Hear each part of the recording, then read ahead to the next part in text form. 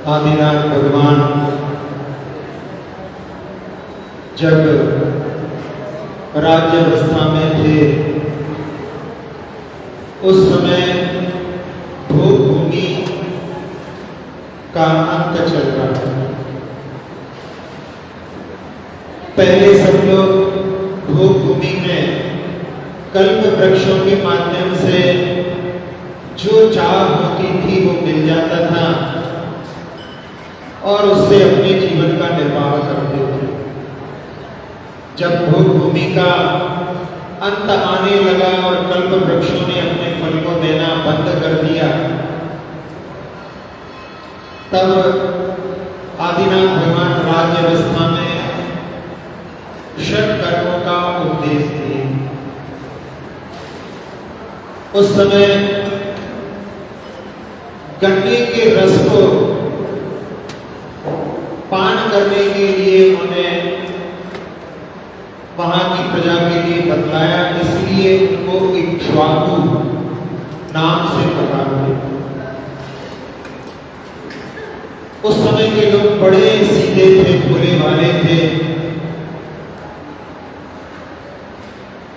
आकर के कहने लगे अब जब भोजन नहीं करेंगे तो जठराग्नि जो है पेट में जलन उत्पन्न करती, तो कहते कि पेट के अंदर कुछ जलता हुआ सा लगता है। तब उन्होंने कहा कि अन्न का जो है भक्षण करो। अब वो लोग इतने सीधे थे कि वो कच्चा अन्न खाने लगे तो मेरे इससे पेट दर्द करने लगा। तो कहा कि अन्न को पका करके भोजन करो। तो अग्नि जलाई और उसमें अन्न डाल दिया, वो सारा का सारा जल गया। अब कैसे खाएं? फिर उन्होंने उपदेश दिया कि मिट्टी से पात्र बनाओ, बर्तन बनाओ और उसके माध्यम से जब वो अन्न तैयार हुआ तो उसका भक्षण किया। जब अन्न उत्पन्न होता था तो उसकी दाएं होती थी। फसल से अन्न निकालने के लिए, और उस समय जो बैल थे वो उस फसल को खाने लगे। तब उन्होंने जाकर के निवेदन किया तो कहा कि उनके मुख पर मूसिका मार दो। और उसके बाद वो कहने लगे कि अब बैल कुछ खा ही नहीं रहे। तो कहा भाई जब तक मूसिका पति है तब तक कैसे खाएंगे? पहले जो है जब जरूरत पड़े तब मान दो, बाकी समय निकाल दो। लेकिन भोले लोगों के लिए जो कार्य बताया गया था उस समय में, उनके माध्यम से उन पशुओं के लिए अन्न में उनको ग्रहण करने में व्यवधान जो हुआ, उसका निमित्त कहते हैं कि उनके लिए ऐसा बना कि जब उन्होंने दीक्षा ली तो उसके बाद में 6 महीने तक तो उनका उपवास था और 7 महीने 8 दिन तक उनको विधि का किसी को ज्ञान न होने के कारण में अलाभ हो गया। क्योंकि पहले भोग भूमि में सब लोग लेना जानते थे, देना किसी ने सीखा ही नहीं।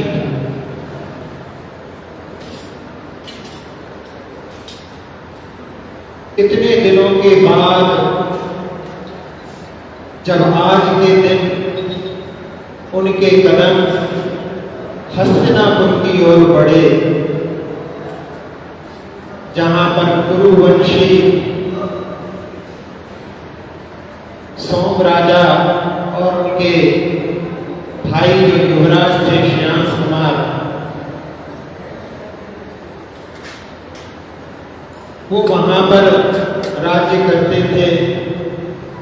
और मनोहर प्रहर में, चौथे प्रहर में जो जो रात्रि का अंतिम प्रहर होता है उनके लिए 7 सपने दिखाई दिए।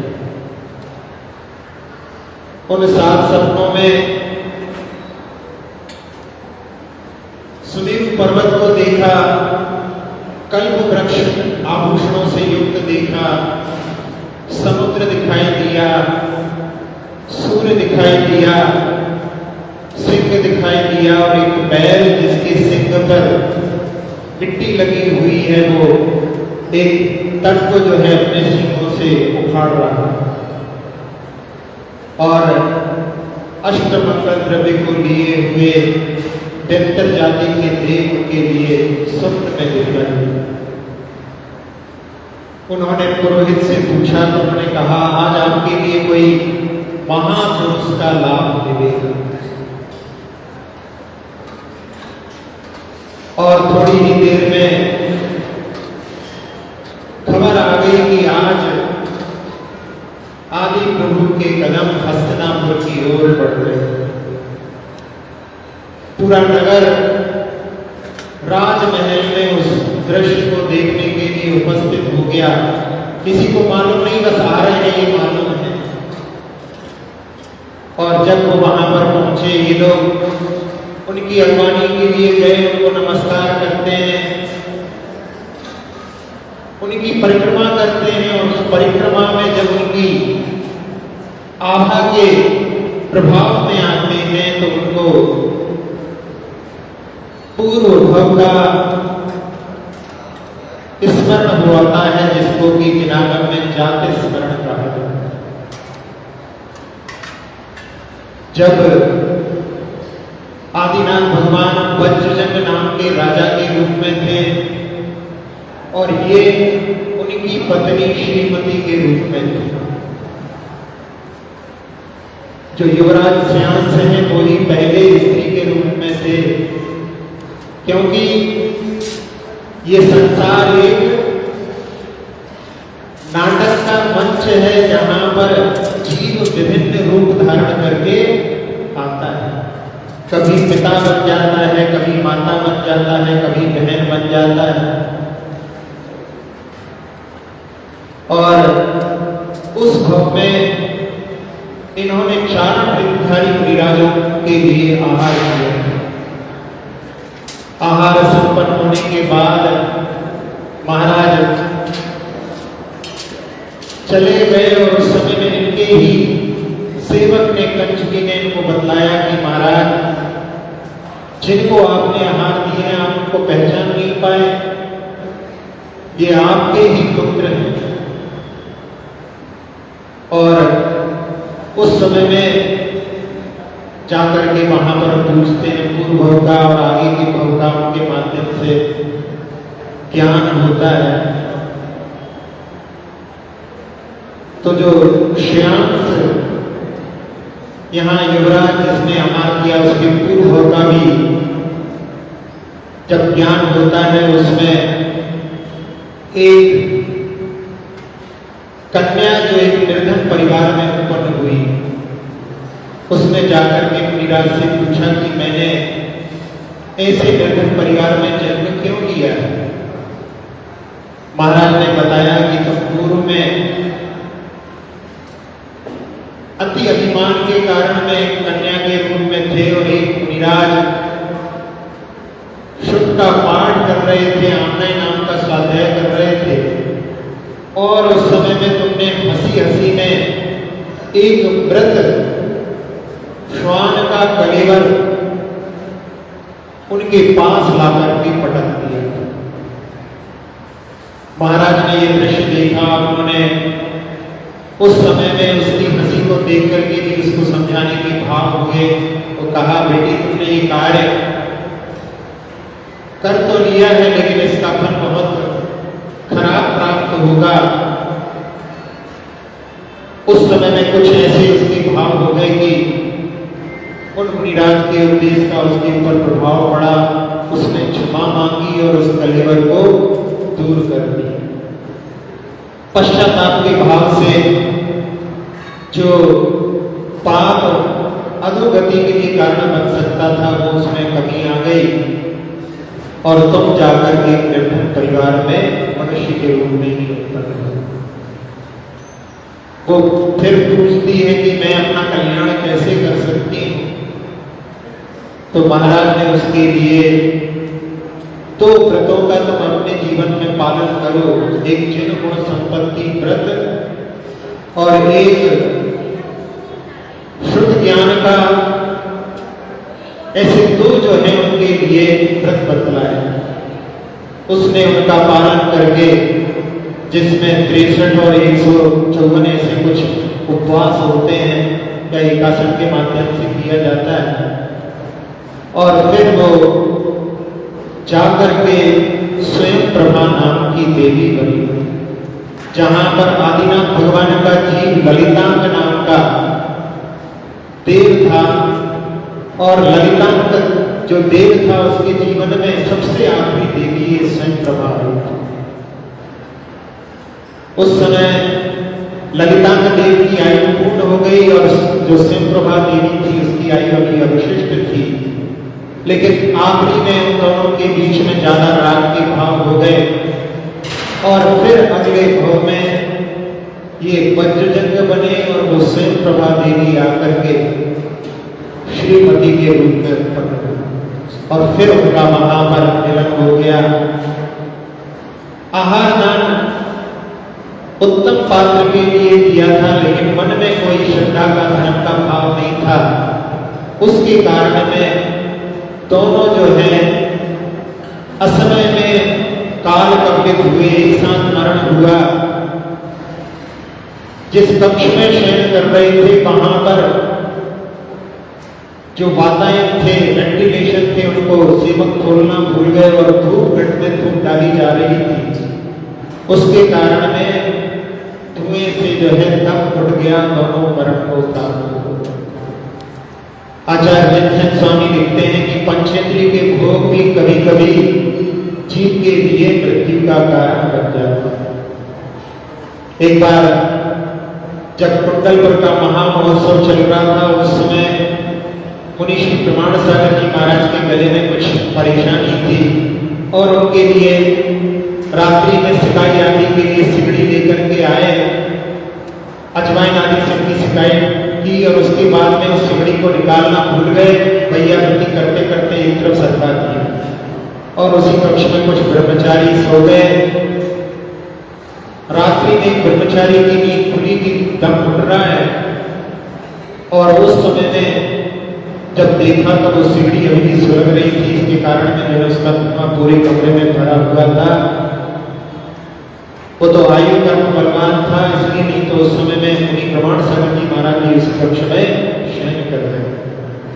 तो कई बार ऐसी दुर्घटनाएं भी घट जाती हैं।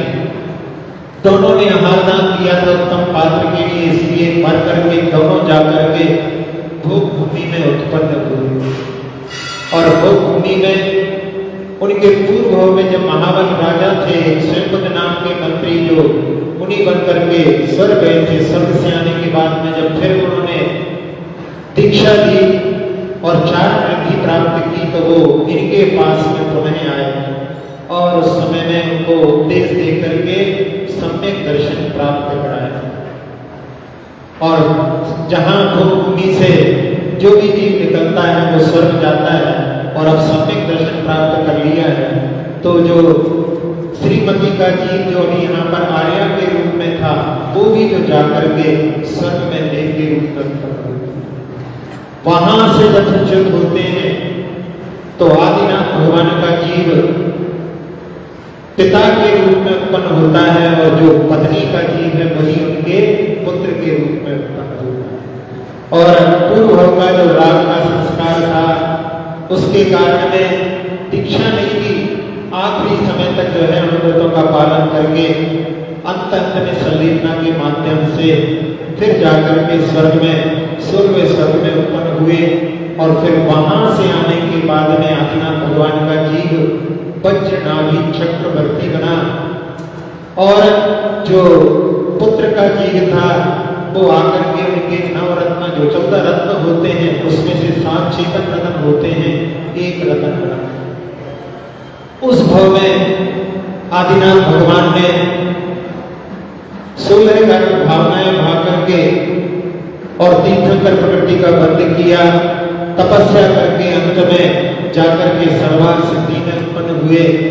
और ये जो है ये भी सर्वार्थ सिद्धि गए के रत्न जो पुत्र के रूप में उत्पन्न हुए थे, और फिर वहां से आने के बाद में आदिनाथ भगवान के रूप में, और जो श्रीमती का जीव था वो आकर के गुरु वंश में युवराज श्यांस के रूप में उस भाव में उस स्मरण के माध्यम से उनको पूर्व होगा जो नवदा भक्ति है उसका भान हुआ। आचार्य गुणभद्र स्वामी ने आत्मानुशासन में लिखा है कि कैसी जो है कर्म की शक्ति होती है। पुरा गर्भाद इंद्रो मुकुलित करा किंकर एवं, इंद्र जो है गर्भ से ही जिनके सामने हाथ जोड़ करके पांचों कल्याण बनाने के लिए खड़ा रहता है, और स्वयं सृष्टा सृष्टि भगवान स्वयं जो है कर्म भूमि के जनक सृष्टा करते, यहाँ पर भी पृथ्वी को बनाते हैं, धरती को बनाते हैं, ये नहीं, यहाँ पर जो जीवों के जीवन जीने के लिए, क्योंकि ये सृष्टि का निर्माण कोई नहीं करता, ये हमेशा से है, शाश्वत और हमेशा रहेगा। फिर कह रहे हैं कि निज श्रुत पति विधि नाम यतः, जहां पर जो है पुत्र भी चक्रवर्ती है, क्षुजित्वा षण्मासा 6 महीने तक, 6 महीने लिखा है इसमें, 6 महीने ज्यादा हो गए हैं। पुरुरप्याट के वजह पुरु भगवान जी का एक पुरु नाम भी है, इस धरा पर उन्होंने भ्रमण किया। अहो के नाम विकसित मलज्ञम विदे, कि ये कर्म की भी एक ऐसी कोई ऐसी शक्ति है, अलग है, जिसको की पार नहीं किया जा सकता। बड़े बड़े महापुरुष भी कर्म के माध्यम से इस प्रकार के दृश्य को दिखाने में वहां पर हो जाते हैं। जहां श्री राम के बारे में देखो, आप कृष्ण के बारे में देखो, एक भजन के रूप में हमने इसको लिखा था, दुनिया रंग तिरंगी क्यों, खुशहाली गई तंगी क्यों, किसने बनाई कौन चलाता, कभी कभी मैं सोचूं यूं, दुनिया रंग बिरंगी, राज तिलक की मंगल बेला, पर वनवास था भाग्य लिखा, कारागृह में जन्म था पाया, वन में तीर से मरण हुआ, बड़ी बड़ी हस्ती भी हो तो कर्म कहे मैं ना छोड़ूं, दुनिया रंग बिरंगी।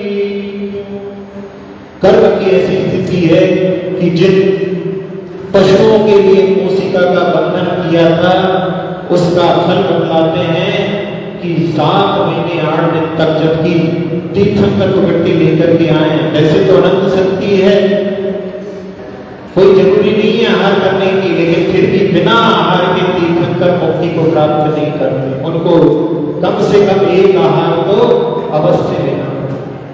बद्रीनाथ भगवान का एक ही आहार हुआ, आदिनाथ भगवान के हर 6 महीने में, क्योंकि 6 महीने का पहला उपवास किया था, तो आहार के बाद में फिर अगले 6 महीने नहीं उठते थे, तो 7 महीने 8 दिन के बाद में, क्योंकि चैत्रवदी नवमी दिना उनका जो है जन्म दिवस के दिन ही उन्होंने दीक्षा धारण की थी, और उसके बाद पूरा साल भर निकल गया, वैशाख आ गया, और वैशाख में शुक्ल पक्ष की तृतीया के दिन उनका जब युवराज श्रेयांस के लिए ध्यान हुआ, तो उन्होंने अत्र अत्र तो आप चुके ही थे, तो तिष्ठ तिष्ठ कह करके और उनके लिए मन शुद्धि, वचन शुद्धि, काय शुद्धि, आहार जल शुद्धि कह करके गृह में प्रवेश कराया। आज आप लोगों के लिए कि आदिनाथ भगवान का जब उन्हीं अवस्था में उनका जब आहार हुआ होगा, कई लोगों ने तो ऐसे भी हैं कि जो बहुत प्रयास करने के बाद में आचार्य जी को अभी तक जीवन में आहार नहीं दे पाए हैं। थोड़ी देर के लिए आंखें बंद करके बैठो और मन में अपने से भाव करो कि हम जो है उनका प्रगाहन कर रहे हैं। सब लोग अपनी आंखें बंद करके ध्यान के रूप में कि यहाँ पर आदिनाथ भगवान पूरी अवस्था में आहार के लिए निकल रहे हैं और उधर पर आचार्य श्री आहार के लिए निकल रहे हैं। नगरी में बड़ा ही हर्षोल्लास है। सभी लोग सोच रहे हैं कि हमारे घर में गुरुदेव के चरण पड़े और वो समय कि सब लोग जयकारा लगा रहे हैं और नमोस्तु के शब्दों से पूरा नगर गूंज रहा है। अभी अभी आज ही नगर में पदार्पण हुआ है। ऐसा लग रहा है कि आज थकान होगी तो मंदिर के आसपास ही किसी के यहाँ होंगे, लेकिन गुरुदेव तो ऐसे चल रहे हैं मानो कई दिनों से यहाँ पर प्रवास चल रहा है। बढ़ते बढ़ते हर्षोल्लास के साथ में सभी लोग जिनके दरवाजे से निकल जाते हैं उनकी सारी खुशियां जैसे चली जाती हैं और जिनके द्वार पर उनका आगमन होता है तो ऐसा लगता है कि मानो सारी निधियां हमारी ओर बढ़ती चली आ रही। और वो दृश्य जब गुरुदेव ने मुस्कुरा करके आकर के सामने अपने चरणों को जैसे स्थापित कर दिया, भक्ति भाव से सभी श्रावक गण उनकी परिक्रमा कर रहे हैं और ध्यान रख रहे हैं कि उनकी परछाई पर भी पैर न पड़े और बड़े भक्ति भाव से उनके लिए हमारे घर को पवित्र करिए, ऐसे भाव से उनको अपने गृह में प्रवेश कराए। उच्चासन पर उनके लिए बैठने के लिए निवेदन किया और सारे लोग उनके चरणों में थाल लेकर के पहुंच गए हैं और साथ साथ में एक झाड़ी के माध्यम से उनके चरणों पर जल का वर्षण कर रहे हैं। जहां पर उनके चरणों का गंधोदक प्राप्त करने के लिए लालायित हैं, उस गंधोदक को सभी लोग अपने सिर पर धारण कर रहे हैं और फिर नवदा भक्ति से जिसमें कि पूजन भी की जाती है, पूजन का थाल उनके चरणों में लगा दिया है, जिसमें अभी अपन ने पूर्व में जिन पंक्तियों का उच्चारण नहीं किया है, जल का वर्षण करते समय उन पंक्तियों का उच्चारण करके सम्यक दर्शन मूल है जिसका दृढ़ है सम्यक ज्ञान तन है चरित्र शाखाएं जिसकी पूर्ण है विकसित और रहता है आकीर्ण हमेशा मुनिगण पंछी के द्वारा उन्हें आचार्य महातरुवर के चरण चढ़ाओ धुति धारा। जहां वृषभ सागर बैठे हुए हैं, जहां युवराज श्रेयांश की पूजा कर रहे हैं, ऐसे ही भावों से यहाँ पर अपन दोनों महामुनिराजों की पूजा के भाव संक्षेप में बनाएंगे। गुरु तेरी महिमा किस विधि तेरा अंत कहीं नहीं पाऊं, गुरु तेरी महिमा किस विधि ओम ह्रीं श्री वृषभसागर मुनीन्द्राय ओम ह्रीं श्री विद्यासागर मुनीन्द्र अत्र अवतर संपोषकामाः अत्र दिष्टिष्ठाय स्थापनम् अत्र मम सन्निहितो भववशत् सन्निधिकरणं परिपुष्पाञ्जलिं क्षिपे जल से पूजो रोग नसाने चंदन ताप नशाम ले अक्षत आया तुम चरणों अक्षय पद पा जाऊं गुरु तेरी महिमा किस विधि ओम ह्रीं श्री विश्वसागर मुनीन्द्राय श्री विद्यासागर मुनीन्द्राय जन्म जरा मृत्यु विनाशनाय जलम निर्वपामीते ओम ह्रीं श्री विश्वसागर मुनीन्द्राय श्री विद्यासागर मुनीन्द्राय संसार ताप विनाशनाय चंदनम निर्वपामीते ओम ह्रीं श्री विश्वसागर मुनीन्द्राय श्री विद्यासागर मुनीन्द्राय अक्षय पद प्राप्ते अक्षतां निर्वपामीते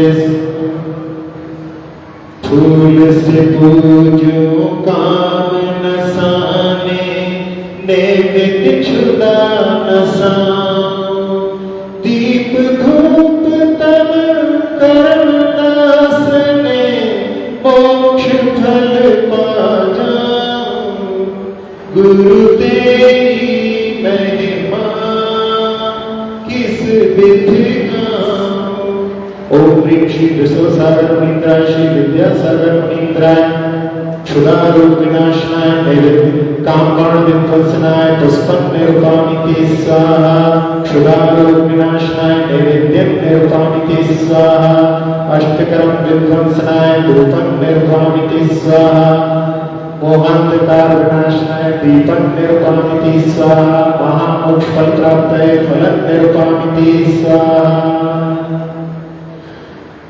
ले अनर्घ पद की ले अभिलाषा अर्घ चरण चढ़ाऊं मन भवरास में लीन रहे प्रभु चरणों में नित गाऊं गुरु तेरी महिमा किस विधि गाऊं तेरो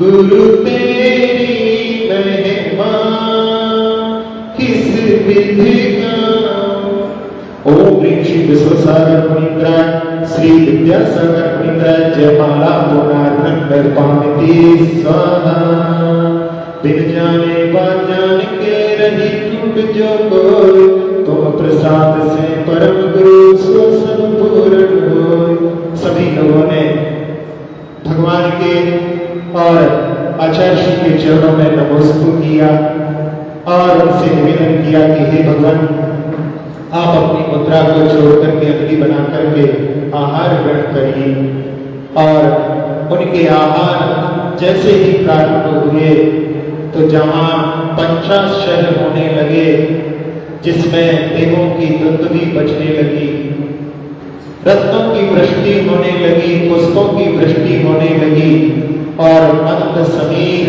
चलने लगा और साथ साथ में जय हो का कि धन्य है ये पात्र धन्य है ये दाता और धन्य है ये दान की विधि जो आज पहली बार कि कुछ दिया भी जाता है और उत्तम पात्र के लिए किस प्रकार से दिया जाता है ऐसी दान की विधि आज के दिन लोगों के लिए प्राप्त हुई भगवान जो है धर्म तीर्थ के प्रणेता हैं तो दान तीर्थ के प्रणेता युवराज श्रेयांश हैं अक्सर लोगों के मन में ये प्रश्न होता है कि इक्षु का रस ही क्यों चलाया कई बार लोग कहते हैं कि इतने लंबे समय का उपवास था इसलिए जो है उनके लिए स्वास्थ्य के लिए ठीक होगा ऐसी दृष्टि से इक्षु का रस चलाया ये तो केवल सोचने की बात है उनके पास में ऐसी शक्ति है कि उनके लिए कोई भी स्वास्थ्य की परेशानी नहीं होती थी तीर्थंकर प्रकृति लेकर के आए हैं।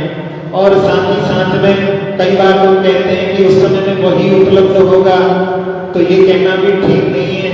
कोई साधारण ग्रह होता तो बात अलग थी, राजा के यहाँ पर क्या कमी हो सकती। फिर इक्षु का रस क्यों चला? यदि अपन इस पर विचार करें तो युक्ति के माध्यम से उसको समझने का प्रयास कर सकते हैं। एक जिस वन में बहुत सारे आम के पेड़ हों और भी बहुत सारे वृक्ष हों, लेकिन उसको बहुतायत की अपेक्षा से आम्रवन कह दिया जाता है, तो ऐसा हो सकता है कि मुख्य आहार इक्षु का हो, बाकी कुछ भी चीजें चली हो लेकिन उसको गिना नहीं गया हो। दूसरा ये हो सकता है कि तीर्थंकर उत्कृष्ट पात्र हैं और उत्कृष्ट पात्र की जो चर्या भी होगी वो भी उत्कृष्ट होगी। जहां पर आहार चर्या में आजकल आप लोग देखते हैं कि साधु कुछ संकेत भी कर देते हैं। जब कुछ नहीं लेना होता है तो अपनी अंजलि को बंद कर लेते हैं, जल लेना होता है तो थोड़ा हाथ ऊपर करते हैं, उससे श्रावक समझ जाते हैं कि जल की ओर इशारा किया जा रहा है। तो ये भी जो है इशारा करना भी, ये भी एक प्रकार की इसमें कमी है। और उत्कृष्ट जो पात्र हैं उनकी सब चर्याएं उत्कृष्ट होती हैं, उसमें कोई कमी नहीं होती। एक विधि होती है यथालब्ध, जिसको कि आचार्य जी के पास में जाकर के साधु निवेदन करते हैं कि कल हम यथालब्ध करेंगे। जब दोपहर में जहां पर सब साधु आहार करके आ चुके हैं और उसके बाद में आचार्य जी के पास में जाकर के निवेदन करते हैं कि हमारा आहार ठीक हुआ, हुआ जो कुछ है, कल हमको उपवास करना है, केशलोच करना है, वो भी बताते हैं। तो उसमें कुछ साधु आचार्य से निवेदन करते हैं कि कल आचार्य जी हम यथालब्ध करेंगे। तो उसमें यथालब्ध में जब वो साधु आहार करने के लिए जाते हैं और उस समय में जब आहार करने के लिए खड़े होते हैं तो एक बार अंजलि खोलते हैं, फिर अंजलि बंद नहीं करते। जो श्रावक दे रहा है वही ग्रहण करते हैं। एक महाराज जी का कि जिनको जल चलाया गया, एक जग होने के बाद में सारा कर दिया, दूसरा जग आ गया, 2 जग जल चल गए, इसके बाद में दूध का जग आ गया, उन्होंने एक जग दूध पूरा पी लिया, उसके बाद में दूसरा जग भी दूध का आ गया और थोड़ा वक्त लेकर के जितनी उनकी सामर्थ्य थी महाराज बैठ गए, क्योंकि इससे ज्यादा ले नहीं सकते। तो उसमें इशारा भी नहीं करना है कि ये नहीं लेना है, ये लेना है, जो श्रावक दे उसको ग्रहण करना है। ये यथालब्ध विधि उत्कृष्ट कहलाती है। तो तीर्थंकर प्रभु ने जब अपनी अंजलि खोली और एक के बाद इक्षुरस देते देते ही उनका पूर्ण आहार हो गया हो, तो उसमें कोई भी संदेह नहीं। ये तो केवल अपन युक्ति के माध्यम से समझ रहे हैं, वास्तव में तो जो कुछ घटा है उसके लिए अपने मन में एक प्रश्न रखना, अवश्य ऐसे प्रश्न करें। आचार्य जी कहते हैं कि ऐसे कुछ प्रश्न जो आगम में हैं जिनको कि अपने मन में भी रखना चाहिए। जब कोई ऐसी सामर्थ्य वाला व्यक्तियों की थाली जिसमें उनके पास में अक्षीण महानस रिद्धि भी है कि जो रसोई में जो कुछ आहार ग्रहण किया है, जो ग्रहण नहीं करते वो नहीं। एक मुनिराज की कथानक में आता है कि उन्होंने दूध दही नहीं लिया था तो दूध दही सबसे पहले समाप्त हो गया था, लेकिन जो लेते हैं वो अक्षीण हो जाता है, संध्या काल तक समाप्त नहीं होता। तो आज इक्षुरस जो चलाया गया था संध्या काल तक पूरे अयोध्या नगर में जो है, अयोध्या नहीं वहां पर हस्तिनापुर में सब लोगों के लिए वहां पर खिलाया, लेकिन वो समाप्त नहीं हुआ। और इस समय में भरत चक्रवर्ती आकर के वहां पर उनकी प्रशंसा करते हैं कि ये सब कुछ हमें ध्यान नहीं आया, आपने इस कार्य को किया, आप प्रशंसनीय हैं। और जो पूर्व में आदिनाथ भगवान से जिनका राग का भाव था, तो जो महापुरुष होते हैं उनके प्रति राग भी संसार से पार लगाने वाला होता है। हम सभी लोग अपने प्रशस्त राग को पंच परमेष्ठी के चरणों में प्रतिज्ञित करते हुए उस परम पद को सभी जी प्राप्त करें, इसी भावना